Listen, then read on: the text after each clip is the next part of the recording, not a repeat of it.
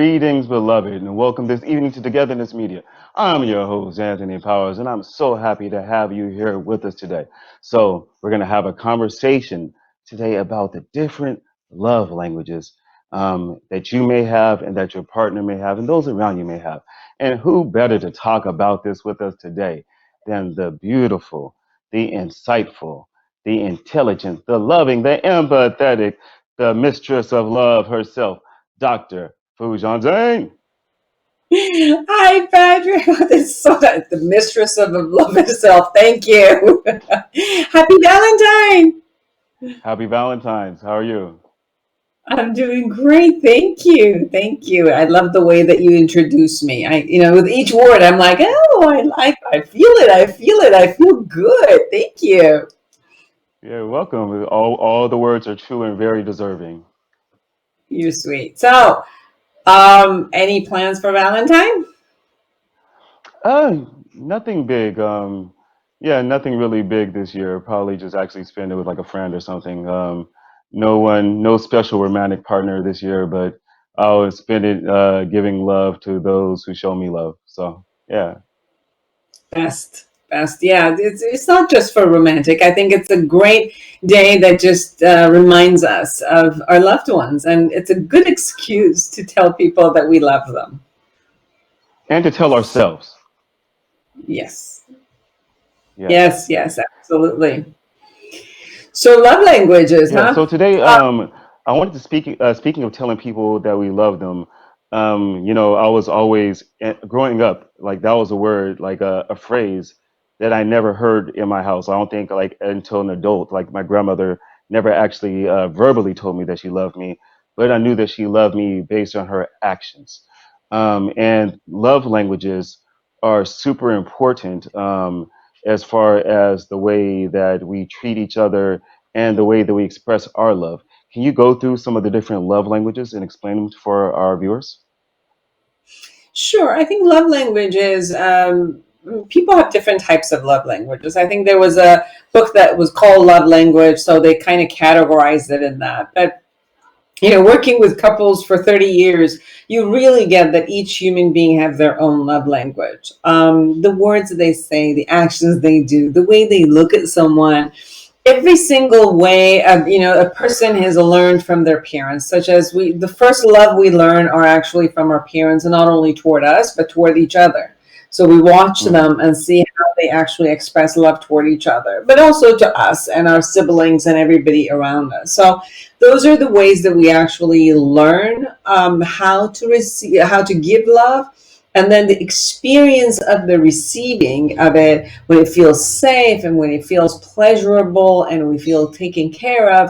So we also have an experience of receiving. Some people um, are very good at giving their love, but they're shut down when they're supposed to be receiving. So it's not like if ever, you have the same capacity of giving and receiving. It really depends on how you have been raised and an environment that you've been raised, whether you could receive it or give it. And then the Hmm. language is different also between people. So the Hmm. categories that right for now, it's kind of put in. It's five categories. So we talk about five love languages, and one of them is words of affirmation. The way we share our love with them, or we say sweet, we give them sweet names. We can express it by verbally saying what we need to say, writing it down, giving cards, writing post notes and putting it everywhere. Even I think like the language that we send, like with the emojis, throughout the day, Mm. we text and Yeah. kind of the videos we send. So those are all expressions of love that we give or receive from that perspective. Another one is physical touch. We show Hmm. our love by physical touch. And when we were a kid, like the hugging and holding hands, caressing someone. And there's a lot of research based on how a human caressing another human being, they have the love hormone oxytocin shows up in your body Yeah. because of beautiful touch. I'm a big A third, hugger. are you? Me too.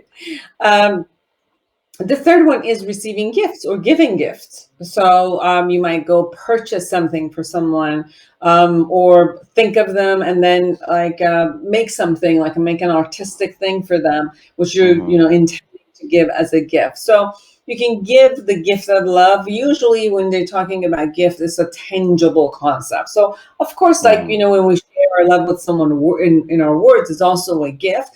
But this means really a tangible item that we pick and we give. So, for example, for Valentine, obviously, red roses and chocolate and cards are something that usually people give each other beyond like other gifts that they want to give each other.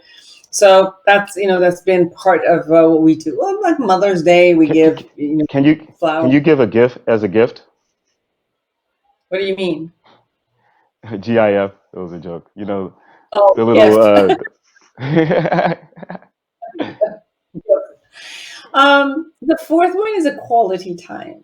So the time that we Mm, spend with someone that is truly quality, and quality means we pay attention to them, we yeah. listen to them, we hear them, we care in our listen, like listening with our heart with them, and then we share from our hearts things that are important for us, things that maybe we're vulnerable, things that we feel safe to share with them. Remember when we used to have best friends, in school, and that meant that you Mm, shared all your secrets with them, and that's what meant that they mm, were your best friend. So the quality time that we have with someone, and which is paying attention to them, is another way of that language of love.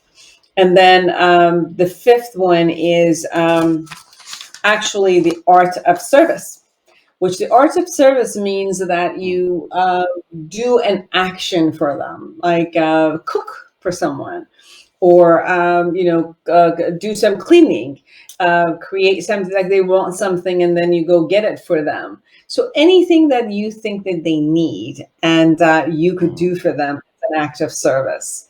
So these five are categories. Now, between, from each category, you can pick and choose the things that you could do in any of them.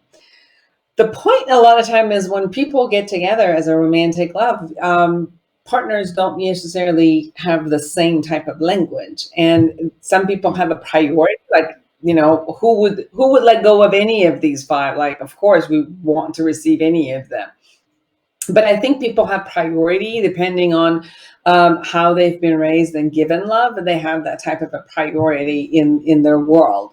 So although they might appreciate the other types of love, but it's one that really makes them feel special. And I've heard a lot from women and men who are offering each other love, but the other one just thinks, no, the other one doesn't love me, doesn't care for me. mm, And then as we sit down and look at all of these things, it's like, well, how do you give love? And each partner shares the way that they offer love, and the other one says, well, but I want it this way. And if I hear it this way, then it works for me. Or if you do this for me, it's great. We've had mm, a lot of couples who, for example, the woman might say, well, I do things for you. I cook for you. I come home, and who do you think handles this whole household? I'm the one who's doing the gift of service all around all day. Or the man says, well, who? Of course, I love you. I go and I'm the provider, and I go work so hard for my family. So what do you think? I don't love you? You think I do this for myself? So you can see, like, a lot of people see the gift of service and offering love, but usually the other person is, yeah, but I like to hear it. You never bring me flowers mm, when you love me. So it's almost like, yes, I get this and I appreciate it, but to me, feeling love and special means you got to give this one. So it's very mm. important for the couples to actually share with each other what is their preference in giving and receiving love, and how Yeah. much of that is good. Like, if I call you every day, is that too much? Is that too much for your space? Or if I give you a gift every day, it just doesn't mean anything anymore. If I give you an actual service every day, it might not. So I think not Mm, only we have different love language, we also all have different type of spacing and amount of love that we could kind of cherish, and for yeah. it to be received well. And that's different. And I think people need to know that difference and honor that difference. Like one thing also, in addition to that, some people are want to receive certain types of love language, and some people aren't actually comfortable receiving certain types of love language. I know people who are who are ultra independent, so sometimes gifts of service, they're not as fond of those because because they like to do everything themselves. Or other people who aren't as necessarily comfortable with touch, they're not touchy feely people. So get touch and hugs and back rubs, that stuff that they may not necessarily want, even though that may be a gift, like a love language that the person with them has. And then the gifts, some people aren't even actually even comfortable receiving gifts either. So, in addition to finding what type of love language your partner wants and expressing what type of love language you want, also express which type of love languages you aren't as comfortable receiving and that they aren't as comfortable receiving. Would you agree with that as a nice technique for communication? I do agree with you that they need to share it and say what I'm not comfortable. But I guess my suggestion is get comfortable with it. Yeah. Because you're limiting yourself. And I've worked with a lot of people where they say, that's the only way that I like. Well, if your wife is not comfortable with that, they might give it to you, but there's a way that when we give love, we also receive it ourselves, not from the other person, Mm. but the concept of giving love itself, it's a way that we're giving back to ourselves. So for example, Yeah. if someone his love language is conversation and words of affirmation, and every time they tell their partner I love you, that they also feel this amazing love, and then the partner says, well, I don't want to hear it, I just don't believe you when you say I love you, so stop telling me I love Mm. you. So but then take me out, Mm. take me out places, or like, let's go to such and such a place and buy me this purse, this is what's important for me. Your actions are important, just words are nothing. The person might go and buy them the gift because they want to respect that, but them buying the gift doesn't give them the same feeling as they say I love you. Mm. So Yeah. the reason I say not only to accept what yours is and what your priority is, and yes, you could say that the other one is not my priority, but to take it away from that person as if like my style is the only style that is important, and it's like, no, Mm. it's not. You got to get open yourself to other ways of love. This is not something that is brutal or against you or disturbing. And if you were traumatized by one, I understand. Then we definitely need to go get it healed and come out of that Mm. trauma. But it's not even fair for you to say I'm going to close up that love language because I was once traumatized. I think you need to be healed Yeah. by it, and then slowly but surely allow yourself to receive that love language. I think there's things in our life that allowing ourselves to expand toward it is more beneficial versus just Oh setting yeah, boundaries. definitely. I don't want that. Um, What, yeah, more so what I was saying is in those situations, let's say you want to do a service for somebody and they're ultra independent. You're like, I know you're independent. I know you like doing things for yourself, but I would really, really love to do this for you just because I care for you. So there's I think there's like, as far as ways to get your partner more comfortable with the way that you love, if your love language is different, and as far Yeah. as communications and communications and consent for that type of love language to be expressed. Yes, and it doesn't mean that if I want you to just sit there and relax and for one day allow me to massage you and cook for you, it does not mean I'm taking away your independence. It just Exactly. means allow yourself to receive. I'm not at all wanting to take away your independence. This is not about that. It's more like you give so much all the time. So why don't you Hmm. just receive one day of an enjoyment? And I think that part just becomes part, as we feel safe Yeah. with the languages, that someone is giving us love and it's pure. And all I need to do is to receive it and enjoy it. There's no other kind of strings attached that, oh, if you're going to do something for me, then I have to lose my independence, or you're going to be like controlling me because you do that. So if I don't put all of those strings, and if there are strings, then deal with the string. You don't need to deal with taking away the love. Just deal with the string. Make it a little bit more, Mm-hmm. kind of allow it to be. I won't call it unconditional, but allow it to be and just receive it for whatever that is. And I don't think that there is any time that is too much. But if it is too much because of your spacing, like, I can't be Mm-hmm. with someone all day, then that's where I think the boundary needs to be set. Because then it's almost like, having all the sugar is really good. But if you have too much sugar, it's just like, okay, I've had enough right now. Um, and find those boundary settings that it's okay for you. Mm-hmm. In so so if it means that you're afraid because the love will take away something, then allow yourself to expand. But if it feels like it's just becoming too much for you, and then you're gonna take it for granted, or it's no longer gonna be as precious for you, then let your partner know that I really Mm-hmm. enjoy when you give me this much, because this much is too much for me, and I want to be able Mm-hmm. to cherish every part of the love that you give me, and for me not to have to reject it because it becomes too much for me. Yeah. Another thing I would love to speak about is, and you made me think about this. I always say, like, giving random acts of selfless love. I always say that every seed of love that we plant isn't meant for us to harvest. It's just our jobs to plant them. You know, when we look out at the trees, we breathe in their oxygen, we see their beauty, but most of the trees outside we didn't plant, but we still benefit them. We still benefit from them. Other people have planted them, and how important it is to just plant those seeds.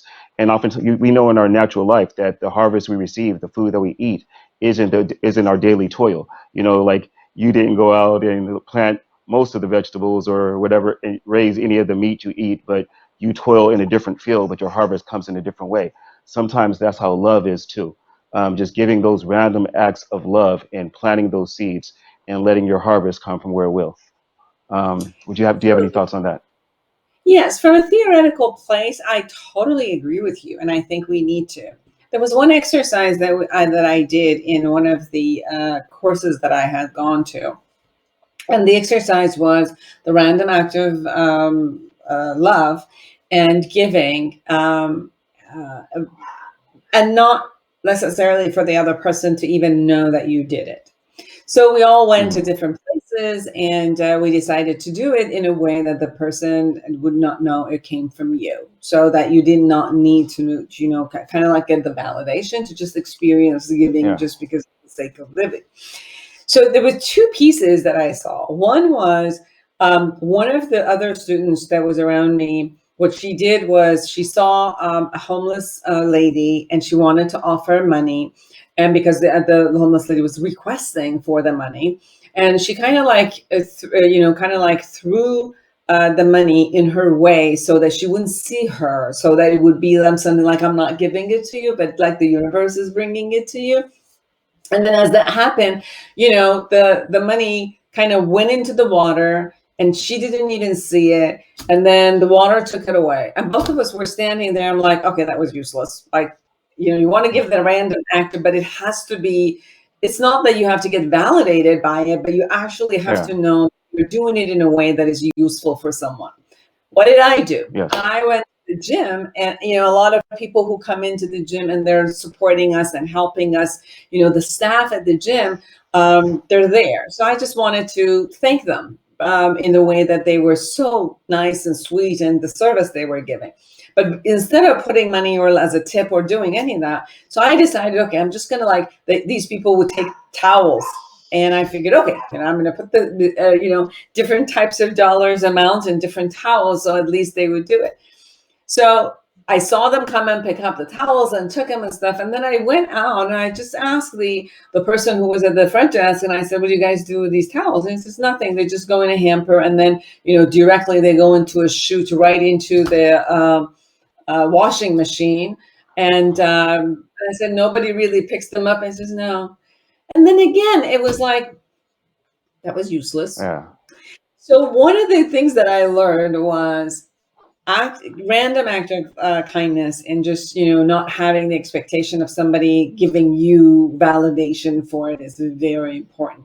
However, I also think that it's important for you to pick and choose to give in a way that the person it's useful for the person.